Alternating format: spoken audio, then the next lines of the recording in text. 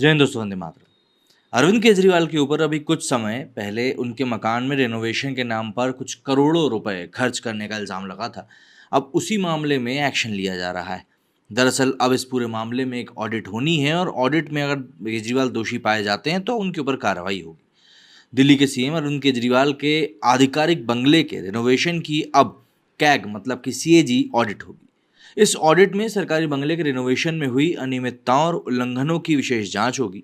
बता दें कि भारत के नियंत्रक एवं महालेख परीक्षक मतलब कि सीएजी दिल्ली के six flag staff road civil lines स्थित मुख्यमंत्री अरविंद केजरीवाल के आधिकारिक आवास के रिनोवेशन में प्रशासनिक और वित्तीय अनियमितताओं का विशेष ऑडिट करने वाली है।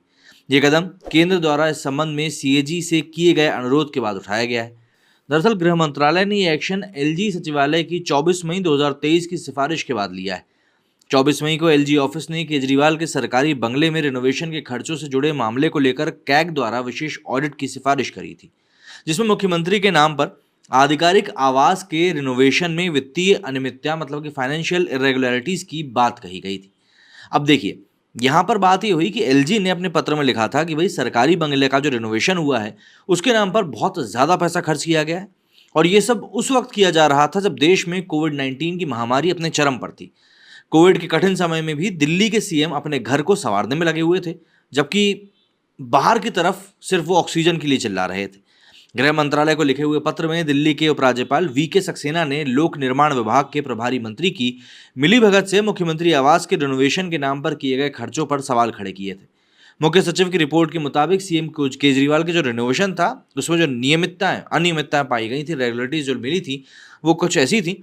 जैसे सबसे पहले तो रिनोवेशन के नाम पर एक नई इमारत का पुनर्निर्माण पीडब्ल्यूडी ने किया। इसके बाद निर्माण शुरू करने से पहले पीडब्ल्यूडी द्वारा संपत्ति के स्वामित्व का पता नहीं लगाया गया। इसके अलावा शुरुआती प्रस्ताव मुख्यमंत्री के आवास में अतिरिक्त आवास देने का था। हालांकि बाद में मौजूदा भवन को गिराने के बाद पूरी तरह से नए निर्माण के प्रस्ताव को मंत्री द्वारा मंजूरी दी गई। इस रिनोवेशन की शुरुआती लागत 15 से 20 करोड़ रुपए थी।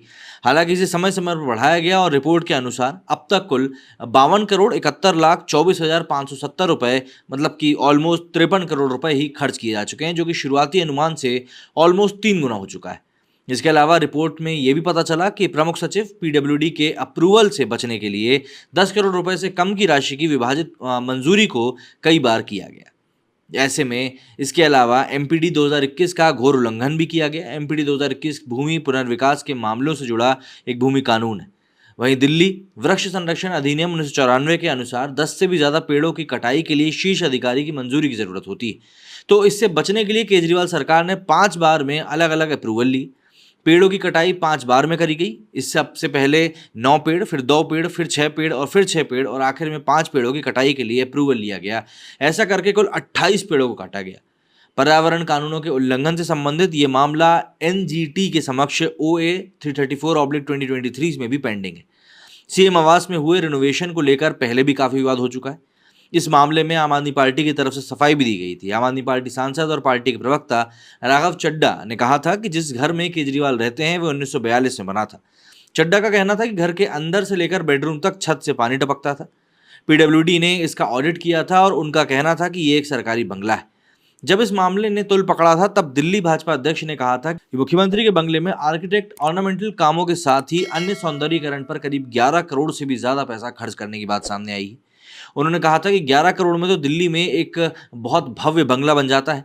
तो वहीं दिल्ली के लोग स्तब्ध हैं कि बंगले में 2.5 करोड़ रुपए बिजली की फिटिंग हुई और करीब 1 करोड़ रुपए में किचन बनी है। इतने में दिल्ली के पॉश एरिया में एक आलीशान फ्लैट और मकान बन जाता है। आखिर सीएम केजरीवाल के घर में ऐसा क्या बना है जो इतने रुपए लगे? जाहिर सी बात है, अब जांच होगी तो बात सामने आएगी। क्या कहना है आप लोगों का इस बारे में कमेंट करके जरूर बताइएगा। मेरे स्टूडियो फिलहाल इतना ही। जय हिंद, जय भारत।